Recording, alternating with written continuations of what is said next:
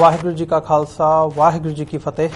America ਦੇ ਵਿੱਚ spectrum ਤੇ ਆਰਸੀਐਨ ਕੇਬਲ ਰਾਹੀਂ ਤੇ ਕੈਨੇਡਾ ਦੇ ਵਿੱਚੋਂ ਬੈਲ ਕੇਬਲ ਨੈਟਵਰਕ ਰਾਹੀਂ ਵਰਲਡ ਵਾਈਡ ਗਲੋਬਲ ਸੀਪੀਐਨ ਜਾਦੂ ਰੋਕੂ ਟੀਵੀ ਸ਼ਾਵਾ TV84 ਦੀ ਵੈਬਸਾਈਟ ਤੋਂ ਆਨਲਾਈਨ ਸਟ੍ਰੀਮਿੰਗ ਜਾਂ ਫਿਰ ਫੇਸਬੁੱਕ ਰਾਹੀਂ ਸਾਡੇ ਨਾਲ ਜੁੜੇ ਹੋਏ ਸਾਰੇ ਦਰਸ਼ਕਾਂ ਦਾ ਮੈਂ ਅਮਰਵੀਰ ਸਿੰਘ ਅੱਜ ਦੇ ਪ੍ਰੋਗਰਾਮ ਵਿੱਚ ਤਹਿ ਦਿਲੋਂ ਸਵਾਗਤ ਕਰਦਾ।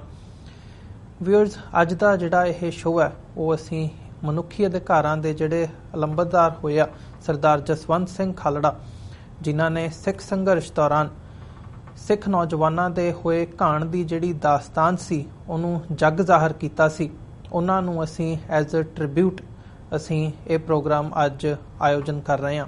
ਇਸ ਪ੍ਰੋਗਰਾਮ ਦਾ ਅੱਜ ਦੇ ਦਿਨ ਜਦੋਂ ਅਸੀਂ 6 ਸਤੰਬਰ ਨੂੰ ਗੱਲ ਕਰ ਰਹੇ ਹਾਂ ਤਾਂ 1995 ਵਿੱਚ ਉਹਨਾਂ ਨੂੰ ਅੱਜ ਦੇ ਦਿਨ ਪੰਜਾਬ ਪੁਲਿਸ ਵੱਲੋਂ ਚੁੱਕਿਆ ਗਿਆ ਸੀ ਤੇ ਬਾਅਦ ਦੇ ਵਿੱਚ ਕੋਈ ਵੀ ਉਹਨਾਂ ਦਾ ਪਤਾ ਨਹੀਂ ਲੱਗ ਸਕਿਆ। ਤੇ ਜੇ ਇਹ ਕਹਿਣਾ ਹੋਏ ਕਿ ਇਹੀ ਗੱਲ ਸਾਹਮਣੇ ਆਉਂਦੀ ਹੈ ਕਿ ਉਹਨਾਂ ਨੂੰ ਕੋਹ ਕੇ ਸ਼ਹੀਦ ਕਰ ਦਿੱਤਾ ਗਿਆ ਸੀ। ਅੱਜ ਦੇ ਦਿਨ ਉਹਨਾਂ ਨੂੰ ਪੰਜਾਬ ਪੁਲਿਸ ਵੱਲੋਂ ਚੁੱਕਿਆ ਗਿਆ ਸੀ। ਸੋ ਅੱਜ ਦਾ ਜਿਹੜਾ ਦਿਨ ਹੈਗਾ ਉਹ ਸਿੱਖ ਇਤਿਹਾਸ ਦੇ ਵਿੱਚ ਇੱਕ ਖਾਸ ਅਹਿਮੀਅਤ ਰੱਖਦਾ ਹੈ। ਅੱਜ ਦਾ ਜਿਹੜਾ ਸਾਡਾ ਅਜੋਕਾ ਇਤਿਹਾਸ ਹੈ, ਇਸੇ ਦਿਨ ਨੂੰ ਸਮਰਪਿਤ, ਉਹਨਾਂ ਦੀ ਯਾਦ ਨੂੰ ਸਮਰਪਿਤ, ਉਹਨਾਂ ਦੀ ਸ਼ਹਾਦਤ ਨੂੰ ਸਮਰਪਿਤ ਅੱਜ ਖਾਲੜਾ ਮਿਸ਼ਨ ਆਰਗੇਨਾਈਜੇਸ਼ਨ ਵੱਲੋਂ ਅੰਮ੍ਰਿਤਸਰ ਵਿਖੇ ਇੱਕ ਸਮਾਗਮ ਵੀ ਕਰਵਾਇਆ ਗਿਆ। ਸੋ ਉਸ ਸਮਾਗਮ ਸੰਬੰਧੀ ਸਰਦਾਰ ਜਸਵੰਤ ਸਿੰਘ ਖਾਲੜਾ ਦੀ ਲੈਗੇਸੀ ਸੰਬੰਧੀ, ਉਹਨਾਂ ਦੀ ਸ਼ਹਾਦਤ ਸੰਬੰਧੀ ਤੇ ਕੀ ਕਾਰਨ ਸੀ ਜੋ ਉਹਨਾਂ ਨੇ ਸ਼ਹਾਦਤ ਦਿੱਤੀ ਤੇ ਜੋ ਉਹਨਾਂ ਨੇ ਅਣਪਛਾਤੀਆਂ ਲਾਸ਼ਾਂ ਦਾ ਵੇਰਵਾ ਜੱਗ ਜ਼ਾਹਰ ਕੀਤਾ ਸੀ, ਉਸ ਦੀ ਦਾਸਤਾਨ ਅੱਜ ਕਿੱਥੇ ਖੜੀ ਹੈ, ਇਨਸਾਫ ਲਈ ਅੱਜ ਅਸੀਂ ਕੀ ਕਰ ਰਹੇ ਹਾਂ, ਇਹਨਾਂ ਸਾਰੀਆਂ ਗੱਲਾਂ ਦੇ ਉੱਪਰ ਅੱਜ ਅਸੀਂ ਗੱਲਬਾਤ ਕਰਾਂਗੇ। ਅੱਜ ਦੀ ਵਿਚਾਰ ਚਰਚਾ ਦੇ ਲਈ ਸਾਡੇ ਨਾਲ ਅੰਮ੍ਰਿਤਸਰ ਤੋਂ ਖਾਲੜਾ ਮਿਸ਼ਨ ਆਰਗੇਨਾਈਜੇਸ਼ਨ ਦੇ ਬਾਨੀ ਤੇ ਸਰਦਾਰ ਜਸਵੰਤ ਸਿੰਘ ਖਾਲੜਾ ਦੇ ਜਿਹੜੇ ਵਾਈਫ ਨੇ ਬੀਬੀ ਪਰਮਜੀਤ ਕੌਰ ਖਾਲੜਾ, ਉਹ ਸਾਡੇ ਨਾਲ ਫੋਨ ਲਾਈਨ ਤੇ ਜੁੜ ਚੁੱਕੇ ਨੇ। ਆਓ ਉਹਨਾਂ ਨਾਲ ਮਿਲ ਕੇ ਅੱਜ ਦੀ ਵਿਚਾਰ ਚਰਚਾ ਦੀ ਸ਼ੁਰੂਆਤ ਕਰਦੇ ਹਾਂ। ਹਾਂਜੀ ਪਰਮਜੀਤ ਕੌਰ ਜੀ, ਤੁਹਾਡਾ ਸਵਾਗਤ ਹੈ ਜੀ ਅੱਜ ਦੇ ਪ੍ਰੋਗਰਾਮ ਦੇ ਵਿੱਚ। ਵਾਹਿਗੁਰੂ ਜੀ ਕਾ ਖਾਲਸਾ ਵਾਹਿਗੁਰੂ ਜੀ ਕੀ ਫਤਿਹ।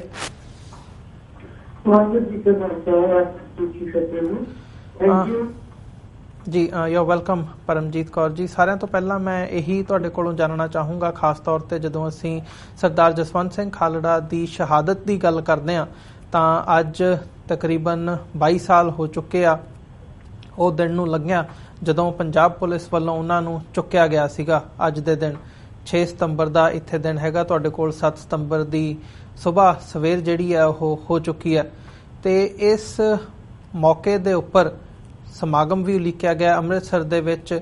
ਤੇ ਓਵਰਆਲ ਸਾਡੇ ਦਰਸ਼ਕਾਂ ਨੂੰ ਇਸ ਮੌਕੇ ਦੇ ਉੱਪਰ ਤੁਸੀਂ ਕੀ ਕਹਿਣਾ ਚਾਹੋਗੇ, ਕੀ ਸੰਦੇਸ਼ ਦੇਣਾ ਚਾਹੋਗੇ ਤੇ ਖਾਸ ਤੌਰ ਤੇ ਜਿਹੜਾ ਉਹਨਾਂ ਨੇ ਖੁਲਾਸਾ ਕੀਤਾ ਸੀਗਾ ਅਣਪਛਾਤੀਆਂ ਲਾਸ਼ਾਂ ਦਾ, ਉਸ ਬਾਬਤ ਅੱਜ ਅਸੀਂ ਕਿੱਥੇ ਕੁ ਖਲੋਤੇ ਹਾਂ, ਕਿੰਨਾ ਕੁ ਕੰਮ ਕਰ ਸਕੀਏ ਸਿੱਖ ਕੌਮ ਉਹਨਾਂ ਦੀ ਲੈਗੇਸੀ ਨੂੰ ਧਿਆਨ ਦੇ ਵਿੱਚ ਰੱਖਦੇ ਹਾਂ। ਹਾਂਜੀ, ਸਰਦਾਰ ਜਸਵੰਤ ਸਿੰਘ ਖਾਲੜਾ ਜਿਨ੍ਹਾਂ ਨੂੰ 6 ਸਤੰਬਰ 1995 ਨੂੰ ਇੱਥੋਂ ਗੋਬਿੰਦਪੁਰ ਤੋਂ ਅਗਵਾ ਕਰਕੇ ਲੈ ਕੇ ਗਏ, ਉਸ ਤੋਂ ਬਾਅਦ ਉਹਨਾਂ ਦੀ ਕੋਈ ਵੀ ਜਿਵੇਂ ਦੁੱਖ ਨਹੀਂ ਨਿਕਲੀ ਜੀ। ਔਰ ਇਹ ਇੱਕ ਮਸਲਾ ਉਸ ਵੇਲੇ ਦਾ ਮਸਲਾ ਸੀ ਜਦੋਂ ਸਮਾਂ ਇੰਨਾ ਨਾਜ਼ੁਕ ਸੀ ਕਿ ਜਦੋਂ ਸਮਾਂ ਇੰਨਾ ਨਾਜ਼ੁਕ ਸੀ ਕਿ ਕਿਤੋਂ ਵੀ ਕਿਸੇ ਨੂੰ ਚੁੱਕਿਆ ਜਾ ਸਕਦਾ, ਕਿਤੋਂ ਵੀ ਕਿਸੇ ਨੂੰ ਚੱਕ ਕੇ ਲਾਪਤਾ ਕੀਤਾ ਜਾ ਸਕਦਾ, ਲਾਪਤਾ ਨਹੀਂ ਕੀਤਾ ਜਾ ਸਕਦਾ, ਉਹਨੂੰ ਮਾਰ ਕੇ ਉਹਨਾਂ ਨੂੰ ਲਾਵਾਰਸ ਕਹਿ ਕੇ ਸਾੜਿਆ ਜਾ ਸਕਦਾ ਜੀ। ਇਹ ਕਾਨੂੰਨ ਜਿਹੜਾ ਹੈ ਇਹ ਸਰਦਾਰ ਜਸਵੰਤ ਸਿੰਘ ਦੇ ਹੱਥ ਲੱਗ ਗਿਆ 1995 ਦੇ ਸ਼ੁਰੂਆਤ ਦੌਰ ਵਿੱਚ। ਸ਼ੁਰੂ ਵਿੱਚ ਜਨਵਰੀ ਫਰਵਰੀ ਚ ਜਿਹੜਾ ਇਹ ਉਹਨਾਂ ਨੇ ਸਾਰੀ ਵਰਲਡ ਲੈਵਲ ਤੇ ਇਹ ਗੱਲ ਦੱਸ ਦਿੱਤੀ ਸੀਗੀ ਕਿ ਪੰਜਾਬ ਦੇ ਵਿੱਚ ਜਿਹੜੀ ਨਸਲਕੁਸ਼ੀ ਹੋਈ ਹੈ ਜੀ, ਉਹਦਾ ਮੇਰੇ ਕੋਲ ਪੂਰਾ ਹਿਸਾਬ ਕਿਤਾਬ ਹੈ।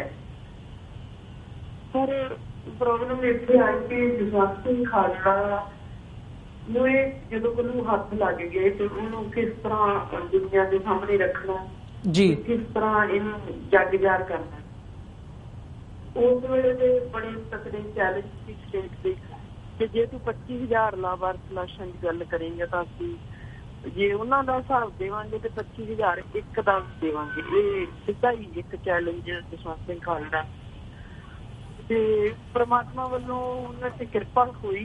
ਵਾਹਿਗੁਰੂ ਜੀ ਦਾ ਉਹਨਾਂ ਨੂੰ ਇਹ ਬਲ ਦਿੱਤਾ ਪ੍ਰਮਾਤਮਾ ਦੀ ਕਿ ਨਹੀਂ ਕੋਈ ਗੱਲ ਜੀ ਤੂੰ ਇਸ ਕੰਮ ਨੂੰ ਕਰਨਾ ਹੈ।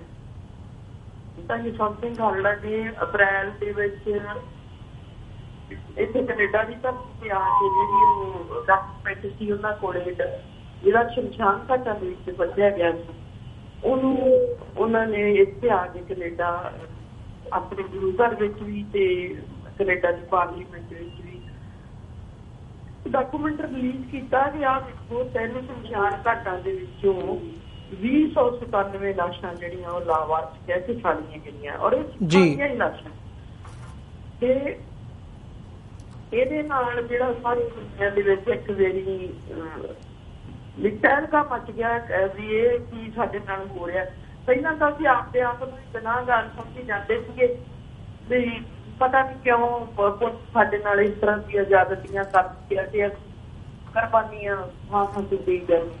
ਪਰ ਇਹ ਗੱਲ ਸਾਹਮਣੇ ਆਉਣ ਨਾਲ ਤੇ ਇਹ ਹੋਇਆ ਕਿ ਜਿਹੜੇ ਲੋਕ ਇਹ ਸਮਝਦੇ ਸੀਗੇ ਕਿ ਸਰਕਾਰ ਬੜੀ ਸਾਫ਼ ਸੁਥਰੀ ਛਵੀ ਨਾਲ ਅਮਨ ਸ਼ਾਂਤੀ ਲਿਆ ਰਹੀ ਹੈ ਪਰ ਜਸਵੰਤ ਸਿੰਘ ਖਾਲੜਾ ਨੇ ਇੱਕ ਸਟੇਟ ਚੈਲੰਜ ਦੇਤਾ ਵੀ ਜੇ ਤੁਸੀਂ ਕਹਿੰਦੇ ਹੋ ਕਿ ਇਹ ਬੱਚੇ ਜਿਹੜੇ ਕਿੱਥੇ ਆ ਤੇ ਉਹਦਾ ਸਾਰਾ ਹਿਸਾਬ ਬਤਾਓ। ਮੇਰੇ ਕੋਲੇ ਆ KPSC ਚੈਲੰਜ ਹੋਇਆ ਪ੍ਰੈਸ ਰਾਹੀਂ ਜੀ ਜੇ ਤੂੰ ਕਹਿੰਦਾ ਹੈ ਵੀ ਮੈਂ ਨਹੀਂ ਗਲਤ ਜਾਂ ਠੀਕ ਹੈ ਕੌਣ ਗਲਤ ਹੈ ਨਾਲ ਟੇਬਲ ਟਾਕ ਕਰ ਮੇਜ਼ ਤੇ ਬਹਿ ਕੇ ਗੱਲ ਕਰ ਤਾਂ ਫੇਰ ਮੈਂ ਤੈਨੂੰ ਦੱਸੂਗਾ ਵੀ ਇਹ ਮੁੰਡੇ ਕਿੱਥੇ ਗਏ ਆ ਜੀ। ਇਸ ਤਰ੍ਹਾਂ ਦੇ ਚੈਲੰਜ ਦਿੱਤੇ ਗਏ 6 ਮਹੀਨੇ ਲੰਘਦੇ ਗਏ ਰੋਜ਼ ਜਿਹੜੀ ਓਵਰਆਲ ਸਾਰਾ ਕੁਛ ਬਾਹਰ ਆ ਗਿਆ ਜਦੋਂ ਤਾਂ ਫੇਰ ਸਟੇਟ ਨੇ ਵਾਹ ਨਾ ਜਾਂਦੀ ਵੇਖ ਲਈ ਇਹ ਤੇ ਬੰਦਾ ਕਿਸੇ ਦੇ ਸਵਾਲ ਨਹੀਂ ਹੈ ਇਹ ਤੇ ਬੰਦਾ ਕਿਸੇ ਦੇ ਆਖੇ ਨਹੀਂ ਲੱਗਣ ਵਾਲਾ ਤਾਂ ਉਹਨਾਂ ਨੇ ਇਹ ਕੋਸ਼ਿਸ਼ ਕੀਤੀ ਕਿ ਕਿਉਂ ਨਾ ਇਹ ਵੀ ਆਵਾਜ਼ ਜਿਹੜੀ ਆ ਉਹ ਬੰਦ ਕਰ ਦਿੱਤੀ ਜਾਵੇ ਜੀ। ਤੇ 6 ਸਤੰਬਰ ਨੂੰ ਉਹਨਾਂ ਨੂੰ ਇੱਥੋਂ ਘਰੋਂ ਚੱਕਿਆ ਗਿਆ ਔਰ ਸ਼ਾਮ ਤੱਕ ਸਾਰੀ ਵਰਲਡ ਲੈਵਲ ਤੇ ਹੌਟਲਾਈਨਾਂ ਤੇ ਖਬਰ ਗਈ ਕਿ ਜਸਵੰਤ ਸਿੰਘ ਖਾਲੜਾ ਨੂੰ ਚੁੱਕ ਲਿਆ ਗਿਆ ਕਿਉਂਕਿ ਪੁਲਿਸ ਸਾਡੇ ਨਾਲ ਸੰਪਰਕ ਕਰ ਰਹੀ ਸੀ ਖਾਨ ਵੀ ਕੀ ਹੋ ਗਿਆ ਕੀ ਹੋ ਗਿਆ ਜੀ। ਜਦੋਂ ਕਿ ਅਸੀਂ ਸਿਰਫ ਆਪਦਾ ਜਿਹੜਾ ਥਾਣਾ ਹੈ ਉਹ ਵੀ ਅਪਰੋਚ ਕੀਤਾ ਸੀਗਾ ਵੀ ਇਹਦੀ ਕਿਡਨੈਪਿੰਗ ਹੋਈ ਹੈ ਸਾਡਾ ਤਾਂ ਅਗਲੇ ਦਿਨ ਸਾਰੀਆਂ ਅਖਬਾਰਾਂ ਭਰੀਆਂ ਆਈਆਂ ਸੀਗੀਆਂ ਕਿ ਜਸਵੰਤ ਸਿੰਘ ਖਾਲੜਾ ਨੂੰ ਅਗਵਾ ਕਰ ਲਿਆ ਗਿਆ ਪੰਜਾਬ ਪੁਲਿਸ ਵੱਲੋਂ। ਪਰ ਉਹਨਾਂ ਨੇ ਇਸ ਉਦੋਂ ਦਾ DGP ਸੀਗਾ ਜਿਹੜਾ ਬਾਰਡਰ ਰੇਂਜ ਸੀ ਭੱਟੀ TR ਭੱਟੀ ਜੀ ਉਸ ਵੇਲੇ ਸ਼ਾਮ ਤੋਂ ਨੇ ਤਾਂ ਸ਼ਾਮ ਨੂੰ ਤਾਂ ਇਹ ਗੱਲ ਕਹੀ ਵੀ ਅਸੀਂ ਕੌਣ ਹੁੰਦਾ ਕਰਨ ਵਾਲਾ ਜਿਹੜਾ ਮੇਰੇ ਏਰੀਏ ਚ ਬੰਦਾ ਚੱਕ ਕੇ ਲੈ ਜਾਵੇ ਪਰ ਉਹਨੇ ਆਪਦੇ ਕਿਸੇ ਨਜ਼ਦੀਕੀ ਨੂੰ ਕਿਹਾ ਵੀ ਬੰਦਾ ਤੇ ਅਸੀਂ ਠੀਕ ਸਿੱਖਿਆ ਜੀ ਪਰ ਅਸੀਂ ਚੁੱਕ ਗਲਤ ਢੰਗ ਨਾਲ ਲਿਆ ਤਾਂ ਘਰੋਂ ਅਸੀਂ ਚੁੱਕਣਾ ਚਾਹੀਦਾ ਜੀ ਤੇ ਰਾਹ ਖੜੇ ਅਸੀਂ ਗੋਲੀ ਮਾਰਦੇ ਜਾਂ ਰਾਹ ਖੜੇ ਉਹਦੇ ਨਾਲ ਜੋ ਕਰਨਾ ਸੀ ਕਰਦੇ ਪਰ ਅਸੀਂ ਬੰਦਾ ਗਲਤ ਜਗ੍ਹਾ ਤੇ ਗਲਤ ਟਾਈਮ ਤੇ ਚੱਕ ਲਿਆ। ਦਿਨ ਦਾ ਟਾਈਮ ਸੀ 9 ਵਜੇ 9:09 ਦਾ ਟਾਈਮ ਸੀ ਜਦੋਂ ਉਹਨਾਂ ਨੂੰ ਲੈ ਕੇ ਗਏ ਤਾਂ ਇਹ ਇੱਕ ਇਹੋ ਜਿਹੀ ਮਤਲਬ ਚੈਲੰਜ ਸੀ ਸਮਝੋ ਪਰਮਾਤਮਾ ਨੂੰ ਵੀ ਇੱਕ ਤਰ੍ਹਾਂ ਦਾ ਚੈਲੰਜ ਦਿੱਤਾ ਸਟੇਟ ਨੇ ਜੀ ਤੂੰ ਜੋ ਵੀ ਕਰਦਾ ਹੈ ਇੱਕ ਬੰਦਾ ਕਹਿੰਦਾ ਮੈਂ ਸਭ ਕੁਛ ਭਾਣੇ ਵਿੱਚ ਕਰਦਾ ਹੈ ਇੱਕ ਬੰਦਾ ਕਹਿੰਦਾ ਵੀ 25,000 ਦਾ ਸਾਲ ਦੇਵਾਂਗੇ ਤੇ 1,000 25,000 ਇੱਕ ਦਾ ਵੀ ਦੇਵਾਂਗੇ। ਇਹ ਕਰਦੇ ਸਰਦਾਰ ਜਸਵੰਤ ਸਿੰਘ ਖਾਲੜਾ ਨੂੰ ਘਰੋਂ ਲੈ ਗਏ ਬਹੁਤ ਨੈਸ਼ਨਲ ਇੰਟਰਨੈਸ਼ਨਲ ਲੈਵਲ ਤੇ ਰੌਲਾ ਪਿਆ ਪਰ ਉਹਨਾਂ ਦੀ ਗਿਣੀ ਵਿੱਚ ਸਾਜ਼ਿਸ਼ ਇਹ ਹੋਈ ਸੀ ਕਿ ਇਸ ਬੰਦੇ ਦੀ ਆਵਾਜ਼ ਨੂੰ ਬੰਦ ਕੀਤਾ ਜਾਵੇ ਜੀ ਤੇ KPSC ਗੱਲ ਦੀਆਂ ਹਦਾਇਤਾਂ ਤੇ ਸਰਦਾਰ ਜਸਵੰਤ ਸਿੰਘ ਖਾਲੜਾ ਦਾ ਕੋਈ ਵੀ ਕਾਨੂੰਨ ਸਾਨੂੰ ਕਦੇ ਵੀ ਲੱਗਾ ਅੱਜ ਤੱਕ ਵੀ ਉਹਨਾਂ ਨੂੰ ਕਿਸ ਤਰ੍ਹਾਂ ਕਿਵੇਂ ਸ਼ਹੀਦ ਕੀਤਾ ਗਿਆ। ਪਰ ਇਹ ਗੱਲ ਮੰਨਣ ਵਾਲੀ ਹੈ ਕਿ ਸਾਰੇ ਲੋਕ ਇਹ ਕਹਿੰਦੇ ਸੀ ਜਿਹੜਾ ਇਹਨਾਂ ਬੁੱਚੜਾਂ ਦੇ ਨਾਲ ਸਾਡੇ SSP ਅਜੀਤ ਸਿੰਘ ਸੰਧੂ ਵਰਗਿਆਂ ਦੇ ਉਹ ਕਦੇ ਬਚ ਕੇ ਨਹੀਂ ਆਇਆ ਜੀ। ਤਾਂ ਇਹ ਫਿਰ ਗੱਲ ਸੱਚੀ ਨਿਕਲੀ ਕਿ 2-3 ਸਾਲ ਨਾਲ ਸਾਨੂੰ ਏਜੰਸੀਆਂ ਨੇ ਭੰਬਲ ਭੂਸੇ ਵਿੱਚ ਪਾ ਛੱਡਿਆ ਕਿ ਅੱਜ ਛੱਡਦੇ ਆਹ ਕਰਦੇ ਆ ਉਹ ਕਰਦੇ ਆ ਪਰ 98 ਦੇ ਵਿੱਚ ਇੱਕ ਦਵਾਈ ਆ ਗਈ ਉਹਦੀ ਕੁਲਦੀਪ ਸਿੰਘ ਬਚੜੇ ਸੀ ਜੀ ਉਹਨੇ ਸਾਰਾ ਕੁਝ ਸਾਫ਼ ਕਰਕੇ ਪ੍ਰੈਸ ਦੇ ਵਿੱਚ ਆ ਗਿਆ, ਸੀਬੀਆਈ ਨੂੰ ਗਵਾਹੀ ਦੇ ਜਸਵੰਤ ਸਿੰਘ ਦੀ ਜਿਹੜੀ ਸ਼ਹਾਦਤ ਹੈ ਉਹ ਡਿਕਲੇਅਰ ਹੋ ਗਈ। ਤੇ ਇਹਦਾ ਮੇਨ ਰੀਜ਼ਨ ਜਿਹੜਾ ਹੈ, ਇਹ ਸਟੇਟ ਨੂੰ ਮਹਿੰਗਾ ਪਿਆ 1000 ਦਾ ਜਿਹੜਾ ਹਿਸਾਬ ਦੇਣਾ, 25,000 ਤੋਂ ਬਾਅਦ 1 ਦਾ ਹਿਸਾਬ ਦੇਣਾ ਕਾਫੀ ਮੈਨੂੰ ਲੱਗਦਾ ਮਹਿੰਗਾ ਪਿਆ, ਕਿਉਂਕਿ ਅਸੀਂ ਭਾਵੇਂ ਅਦਾਲਤਾਂ ਨੂੰ ਕਿਉਂ ਨਹੀਂ ਹੁੰਦੀ ਨੇ ਸੰਵਿਧਾਨ ਦੇ ਵਾਂਗੂ ਵੀ ਸਾਡੇ ਲਈ ਨਹੀਂ ਹੈ ਜੀ, ਫਿਰ ਵੀ ਅਸੀਂ ਉਸੇ ਕੋਰਟ ਦੇ ਵਿੱਚ ਗਏ, ਸਾਨੂੰ ਕੋਈ ਨਿਆਂ ਪ੍ਰਾਪਤ ਨਹੀਂ ਸੀ ਜੀ। ਪਰ ਹੌਲੀ ਹੌਲੀ ਕਰਦਿਆਂ ਉਹ ਬੰਦੇ ਵੀ ਬਾਹਰ ਆਏ, ਉਹਨਾਂ ਬੰਦਿਆਂ ਤੇ ਵੀ ਉਂਗਲ ਲੱਗੀ ਵੀ ਆਹ ਬੰਦੇ ਜਿਹੜੇ ਆ ਜਸਵੰਤ ਸਿੰਘ ਖਾਲੜਾ ਗਵਾਹੀਆਂ ਦੇ ਆਧਾਰ ਤੇ ਇਹਨੂੰ ਘਰੋਂ ਗਵਾਹ ਕੀਤਾ ਗਿਆ। ਇਸ ਤੋਂ ਬਾਅਦ ਉਹਨਾਂ ਨੂੰ ਕਿਸ ਤਰ੍ਹਾਂ ਸ਼ਹੀਦ ਕੀਤਾ ਗਿਆ ਉਹ ਸਾਰੀ ਝਾੜੀ ਵੀ ਬਾਹਰ ਆ ਗਈ। ਉਸੇ ਆਧਾਰ ਤੇ ਥੋੜੀ ਜਿਹੀ ਸਜ਼ਾ 7 ਸਾਲ ਦੀ 5 ਬੰਦਿਆਂ ਤੇ 2 ਉਮਰ ਕੈਦ ਜੱਜ ਨੇ ਸੁਣਾਈ ਸੀਬੀਆਈ ਕੋਰਟ ਚ, ਪਰ ਉਹ ਵੀ ਡਰ ਕਰਕੇ ਸਟੇਟ ਤੋਂ ਵੀ ਪਤਾ ਨਹੀਂ ਬਹੁਤ ਦਬਾਅ ਪੀੜ੍ਹੀ ਦਾ ਜਾਂ ਲੋਕਾਂ ਦਾ ਵੀ ਇਹ ਬੰਦੇ ਦਾ ਪਤਾ ਲੱਗਣਾ ਚਾਹੀਦਾ। ਪਰ ਹੋਇਆ ਇਹ ਕਿ ਵੀ ਪੁਲਿਸ ਵੀ ਉੱਤੇ ਬੜੀ ਪਰਵਰਗਦਾਰ ਹੈ ਕਿ ਉਹਨੇ ਇਹ ਘਟਨਾ ਜਿਹੜੀ ਪੁਲਿਸ ਦੇ ਨਿਯਮਾਂ ਦੇ ਖਿਲਾਫ ਇਤਨਾ ਕਤਲੇਆਮ ਹੋਇਆ ਸੀ ਤਾਂ ਹਾਈਕੋਰਟ ਦੇ ਵਿੱਚ ਹਾਈਕੋਰਟ ਦੇ ਜੱਜ ਦੇ ਸਾਰੇ ਸਜ਼ਾਵਦਾਰ ਉਹਨਾਂ ਨੂੰ ਸਾਰੇ ਉਮਰ ਕੈਦ ਹੋ ਗਈ। ਤੇ ਫਿਰ ਉਹਨਾਂ ਨੇ ਸੁਪਰੀਮ ਕੋਰਟ ਅਪਰੋਚ ਕੀਤੀ, ਭਾਰਤ ਸੁਪਰੀਮ ਕੋਰਟ ਨੇ ਵੀ ਸਜ਼ਾ ਉਹਨਾਂ ਦੀ ਐਸ ਰੱਖੀ।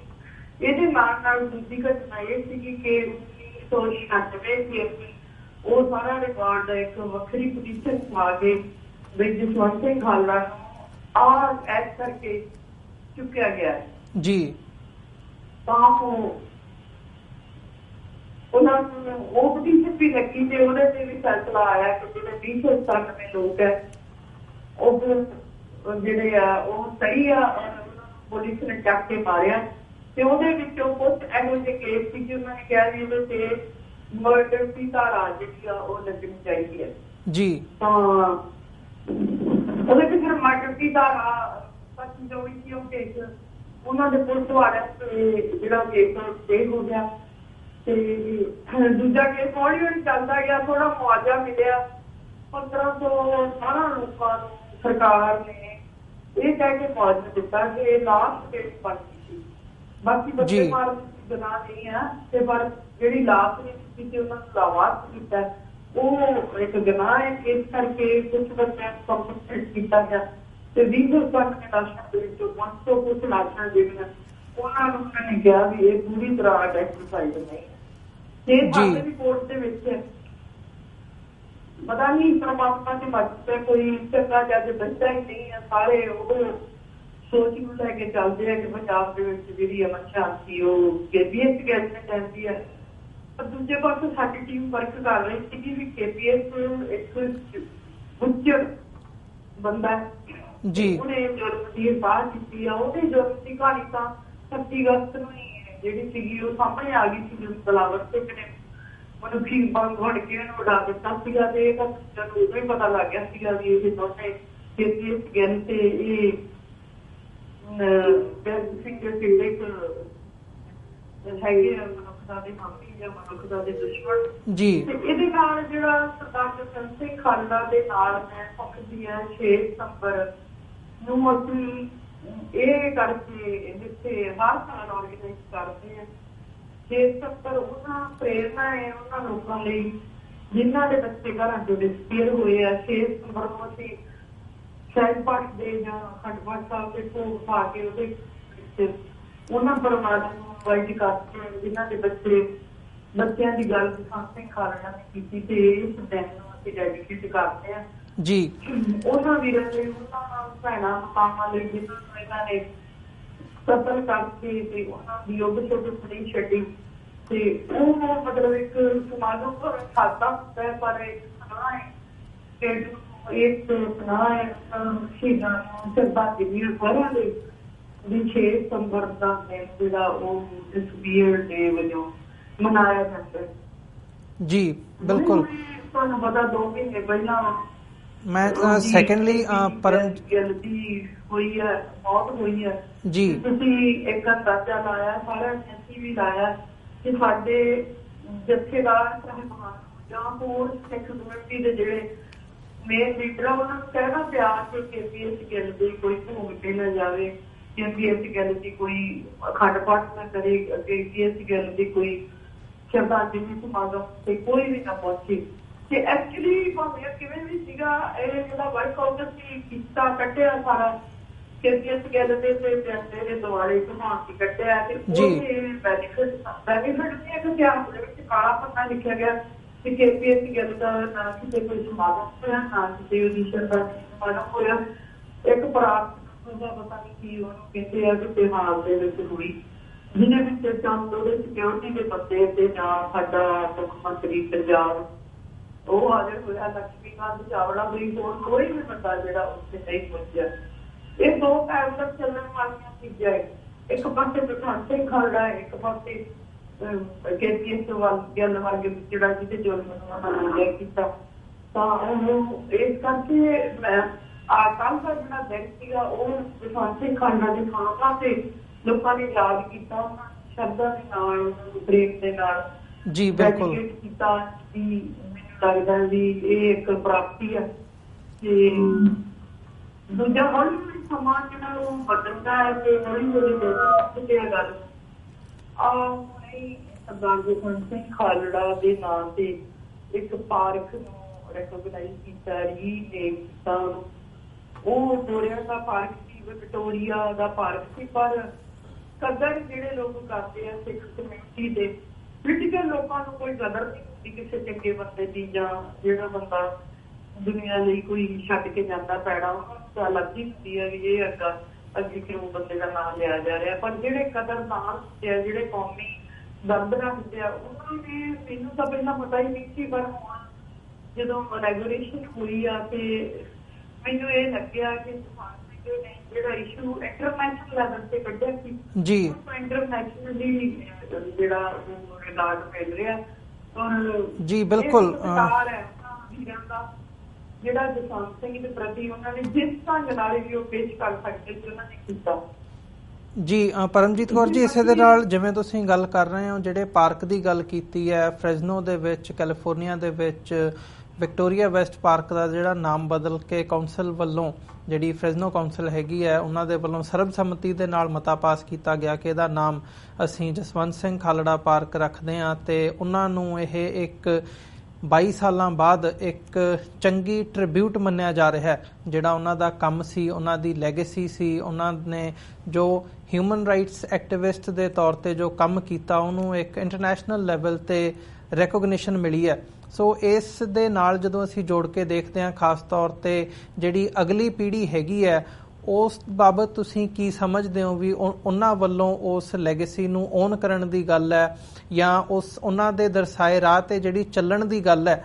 ਖਾਸ ਤੌਰ ਤੇ ਇੱਥੇ ਅਮਰੀਕਾ ਕੈਨੇਡਾ ਦੇ ਵਿੱਚ ਬੈਠ ਕੇ ਜਿਹੜੇ ਯੰਗਸਟਰਸ, ਜਿਹੜਾ ਯੂਥ ਹੈਗਾ, ਨੌਜਵਾਨ ਪੀੜ੍ਹੀ ਹੈ, ਉਹ ਕੰਮ ਕਰ ਰਹੀ ਹੈ, ਉਹਨਾਂ ਨੂੰ ਕੀ ਸੁਨੇਹਾ ਦੇਣਾ ਚਾਹੋਗੇ ਜਿਨ੍ਹਾਂ ਨੇ ਇਸ ਨੂੰ ਅਚੀਵ ਕਰਨ ਦੇ ਵਿੱਚ ਇੱਕ ਅਹਿਮ ਯੋਗਦਾਨ ਪਾਇਆ? ਜਿਹੜੀਆਂ ਜਥੇਬੰਦੀਆਂ ਇੱਥੇ ਕੰਮ ਕਰ ਰਹੀਆਂ ਨੇ, ਜਕਾਰਾ ਮੂਵਮੈਂਟ ਤੋਂ ਲੈ ਕੇ ਹੋਰ ਜਿਹੜੇ ਨੌਜਵਾਨ ਹੈਗੇ ਆ, ਉਹਨਾਂ ਦੇ ਬਾਬਤ। ਹਾਂਜੀ, ਮੈਂ ਇਹ ਕਹਿਣਾ ਚਾਹੁੰਦੀ ਜਿਹੜੀ ਸਾਡੀ ਕੌਮ ਹੈ, ਜਿਹੜੇ ਇਹਨਾਂ ਦੀ ਈਵਨ ਮੇਰੇ ਬੱਚੇ ਉਹਨਾਂ ਨੂੰ 84 ਦੇ ਬਾਅਦ ਦੇ ਵਰਤ ਹੈ, ਉਹਨਾਂ ਨੂੰ ਇਸ ਗੱਲ ਦਾ ਨਹੀਂ ਸੀ ਪਤਾ ਕਿ ਪੰਜਾਬ ਦੇ ਵਿੱਚ 76 ਤੋਂ ਲੈ ਕੇ 95 ਤੱਕ ਕੀ ਹੋਇਆ। ਆਪਾਂ ਗੱਲਾਂ ਸੁਣਦੇ ਸੀ, ਕੋਈ ਆਪਣੀ ਗੱਲ, ਇਹਦਾ ਮਤਲਬ ਇਹ ਹੋਇਆ ਕਿ ਆਪਣੀ ਗੱਲ ਉਹਨਾਂ ਨੇ ਬੜੇ ਧਿਆਨ ਨਾਲ ਸੁਣੀ ਹੈ। ਅਸੀਂ ਲੋਕ ਸਾਰੇ 20-22 ਸਾਲ ਇਹ ਗੱਲਾਂ ਕਰਦੇ ਰਹੇ ਵੀ ਆਹ ਹੋ ਗਿਆ ਪੰਜਾਬ ਵਿੱਚ, ਉਹ ਹੋ ਗਿਆ, ਉਹਨੂੰ ਇਸ ਤਰ੍ਹਾਂ ਤੱਕ ਕੀਤਾ ਹੀ ਕੀਤਾ।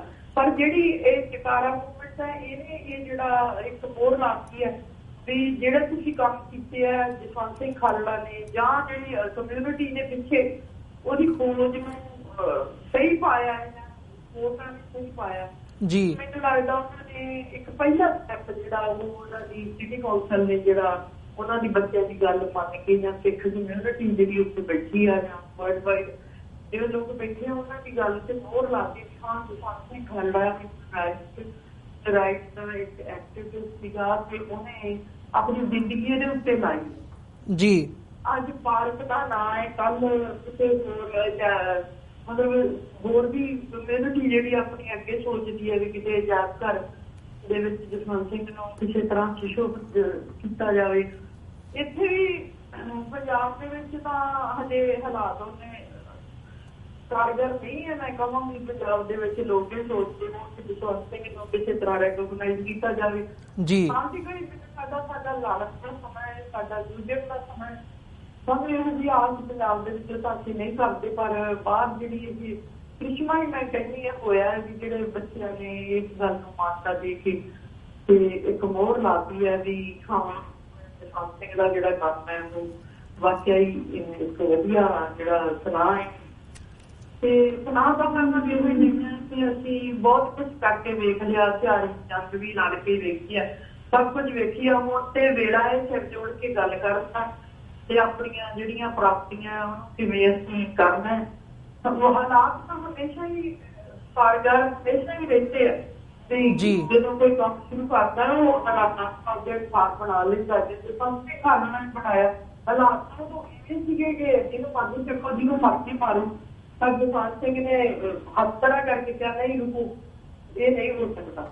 ਇਸ ਤਰ੍ਹਾਂ ਜਿਹੜਾ ਨਵੀਆਂ ਜਿਨ੍ਹਾਂ ਨੇ ਕਦਮ ਬਲੀ ਪਾਉਣੀ ਹੈ, ਜਿਨ੍ਹਾਂ ਨੇ ਨਵੀਂ ਕੋਈ ਸੋਚ ਦੇ ਨਾਲ ਅੱਗੇ ਵਧਣਾ, ਮੇਰੀ ਉਹਨਾਂ ਬੱਚਿਆਂ ਨੂੰ ਸਾਰੀ ਕਮਿਊਨਿਟੀ ਦੀ ਇਹ ਬੇਨਤੀ ਹੈ ਕਿ ਸਮਾਂ ਬਹੁਤ ਹੁਣ ਵੀ ਨਾਜ਼ੁਕ ਹੈ। ਹੁਣ ਵੀ ਪੰਜਾਬ ਦੇ ਵਿੱਚ ਕਈ ਪੱਖ ਦੇ ਮਸਲੇ ਆ ਜੀ। ਹੁਣ ਅੱਜ ਸੂਬੇ ਸਾਹਿਬ ਦਾ ਕਿਵੇਂ ਸਮਝ ਲੱਗਣੀ ਚਾਹੀਦੀ ਹੈ ਕਿ ਉਸਨੂੰ ਉਹਨਾਂ ਵੇਲਿਆਂ ਦੇ ਵਿੱਚ ਜਵਾਨੀ ਨੂੰ ਮੋੜ ਕੇ ਇੱਕ ਪਾਸੇ ਨਸ਼ਿਆਂ ਤੇ ਲਾਤਾ ਤੇ ਜਿਹੜੀ ਸਾਹ ਲੋਕ ਸੀਗੇ ਉਹਨਾਂ ਨੂੰ ਦੇਰਿਆਂ ਵੱਲ ਘਟਤਾ ਤੇ ਅੱਜ ਰਿਜ਼ਲਟ ਕੀ ਨਿਕਲਿਆ ਜੀ। ਬਿਲਕੁਲ ਅੱਜ ਉਹ ਸਾਹ ਦਾ ਰਿਜ਼ਲਟ ਕੀ ਨਿਕਲਿਆ ਇਹ ਸਾਨੂੰ ਵੇਖਣਾ ਚਾਹੀਦਾ। ਸਾਨੂੰ ਮੌਕੇ ਤੇ ਹੀ ਸਮਝਣਾ ਚਾਹੀਦਾ ਕਿ ਏਜੰਸੀਆਂ ਸਾਡੇ ਲਈ ਕੀ ਕਰਦੀਆਂ, ਏਜੰਸੀਆਂ ਸਾਡੀ ਯੂਥ ਨੂੰ ਕਿੱਧਰ ਨੂੰ ਮੋੜ ਰਹੀਆਂ।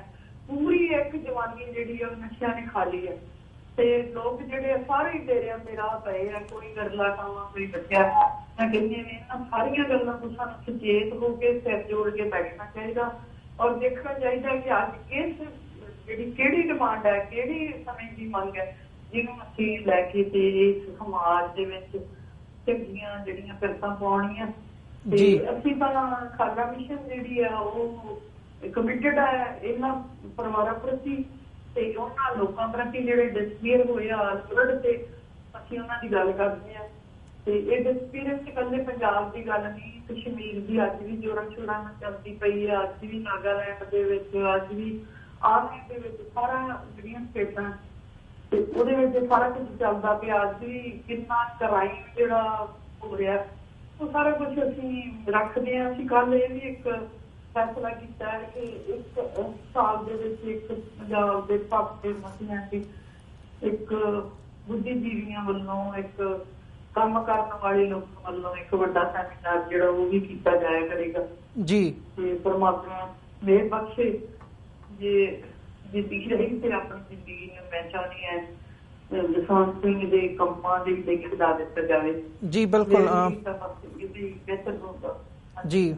ਪਰਮਜੀਤ ਸਿੰਘ ਜੀ ਤੁਹਾਡਾ, ਪਰਮਜੀਤ ਕੌਰ ਜੀ ਮੈਂ ਮਾਫੀ ਚਾਹੁੰਦਾ, ਤੁਹਾਡਾ ਬਹੁਤ ਬਹੁਤ ਧੰਨਵਾਦ। ਇਹ ਸਾਰੇ ਪਾਰਟ ਦੇ ਵਿੱਚ ਤੁਸੀਂ ਆਪਣਾ ਸਮਾਂ ਕੱਢਿਆ ਤੇ ਅੱਜ ਸਾਡੇ ਨਾਲ, ਸਾਡੇ ਦਰਸ਼ਕਾਂ ਦੇ ਨਾਲ ਵਿਚਾਰਾਂ ਦੀ ਸਾਂਝ ਪਾਈ ਹੈ। ਤੁਹਾਡਾ ਬਹੁਤ ਬਹੁਤ ਧੰਨਵਾਦ ਕਰਦੇ ਹਾਂ ਜੀ। ਅੱਜ ਤੁਸੀਂ ਸਮਾਂ ਕੱਢ ਕੇ ਸਾਡੇ ਰੂਬਰੂ ਹੋਏ ਹੋ ਤੇ ਅੱਜ ਦੇ ਸ਼ੋਅ ਦੇ ਵਿੱਚ ਇੱਥੇ ਹੀ ਇਜਾਜ਼ਤ ਚਾਹਾਂਗੇ ਜੀ ਤੁਹਾਡੇ ਕੋਲੋਂ। ਵਾਹਿਗੁਰੂ ਜੀ ਕਾ ਖਾਲਸਾ, ਵਾਹਿਗੁਰੂ ਜੀ ਕੀ ਫਤਿਹ ਜੀ। ਥੈਂਕ ਯੂ ਜੀ। ਵਿਊਅਰਸ, ਉਮੀਦ ਕਰਦੇ ਹਾਂ ਕਿ ਜਿਹੜਾ ਅੱਜ ਦਾ ਸਾਡਾ ਸ਼ੋਅ ਸੀ ਜਸਵੰਤ ਸਿੰਘ ਖਾਲੜਾ ਦੀ ਸ਼ਹਾਦਤ ਨੂੰ ਸਮਰਪਿਤ ਹੈ ਤੁਹਾਨੂੰ ਪਸੰਦ ਆਇਆ ਹੋਵੇਗਾ। ਜਾਂਦੇ ਜਾਂਦੇ ਤੁਹਾਡੇ ਚਰਨਾਂ ਦੇ ਵਿੱਚ ਵੀ ਬੇਨਤੀ ਕਰਦੇ ਹਾਂ ਕਿ TV84 ਨੂੰ ਅੱਗੇ ਵਧਾਉਣ ਦੇ ਲਈ ਸਾਨੂੰ ਤੁਹਾਡੀ ਸਹਾਇਤਾ ਦੀ ਲੋੜ ਹੈ। TV84 ਨੂੰ ਡੋਨੇਟ ਕਰਨ ਦੇ ਲਈ ਤੁਸੀਂ ਸਾਡੀ ਵੈਬਸਾਈਟ www.tv84.tv ਤੇ ਜਾ ਕੇ ਸਾਨੂੰ ਡੋਨੇਟ ਕਰ ਸਕਦੇ ਹੋ ਤੇ ਮੰਥਲੀ ਡੋਨੇਸ਼ਨਸ ਦੇ ਲਈ ਪਲੈਜ ਕਰ ਸਕਦੇ ਹੋ। ਜੇ ਚੈੱਕ ਭੇਜਣਾ ਚਾਹੁੰਦੇ ਹੋ ਤਾਂ TV84 ਦੇ ਨਾਮ ਦਾ ਚੈੱਕ ਬਣਾ ਕੇ ਤੁਸੀਂ ਸਾਨੂੰ ਸਾਡੇ ਐਡਰੈਸ ਤੇ ਮੇਲ ਕਰ ਸਕਦੇ ਹੋ। 3601 37th ਐਵਨਿਊ, ਲੌਂਗ ਆਈਲੈਂਡ ਸਿਟੀ, ਨਿਊਯਾਰਕ 11101। ਵੈਬਸਾਈਟ ਇੱਕ ਵਾਰ ਫਿਰ ਦੱਸਦੇ ਹਾਂ www.tv84.tv। ਇਸੇ ਦੇ ਨਾਲ ਵਿਊਅਰਸ ਅਸੀਂ ਅੱਜ ਦਾ ਪ੍ਰੋਗਰਾਮ ਇੱਥੇ ਹੀ ਸਮਾਪਤ ਕਰਦੇ ਹਾਂ। ਕੱਲ੍ਹ ਨੂੰ ਦੁਬਾਰਾ ਤੁਹਾਡੇ ਨਾਲ ਫਿਰ ਮੁਲਾਕਾਤ ਹੋਵੇਗੀ। ਇਜਾਜ਼ਤ ਦਿਓ ਜੀ। ਵਾਹਿਗੁਰੂ ਜੀ ਕਾ ਖਾਲਸਾ, ਵਾਹਿਗੁਰੂ ਜੀ ਕੀ ਫਤਿਹ।